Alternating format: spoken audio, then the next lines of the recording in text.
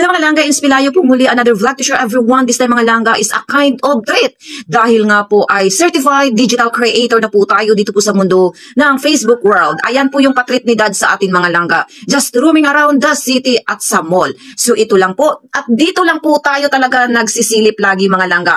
Every now and then napupunta po ako dito sa mall. Aywan ko ba, ang hilig ko po talaga sa white chinelas po mga langga. Ayun, yun lang po talaga ang gusto ko. Wala na po ibang kulay. Kaya dito lang tayo sisilip mga langga ha.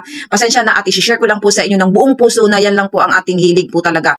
So once in a blue moon, mayroon din pong paganito. So ito po ang choice po natin. At ito lang po yung favorito ko rin po mga langga sa mga pagkain. Hindi po ako nag-explore talaga sa iba. Basta kung ano lang po yung favorito ko, yun lang every now and then na ang ating in-order lagi. So thank you God sa mga opportunity at mga blessings na ito. Tara, mukbang na po mga langga. So after that, ito po yung pasilip natin mga langga. Ganito po ang usual talaga.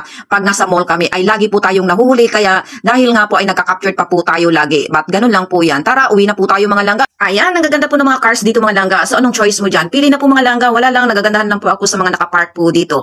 Sana one day magkakaroon po tayo ng ganitong kagaganda mga cars. Char lang. Wala naman pong imposible kung nangangarap po tayo. Ang pangarap ay isang unlimited na pangarap. Kaya maraming salamat po for the love and support of everyone. Please click follow for more tips para ma-notify kayo every now and then na mayroon po tayong bagong uploads. Thank you. Love.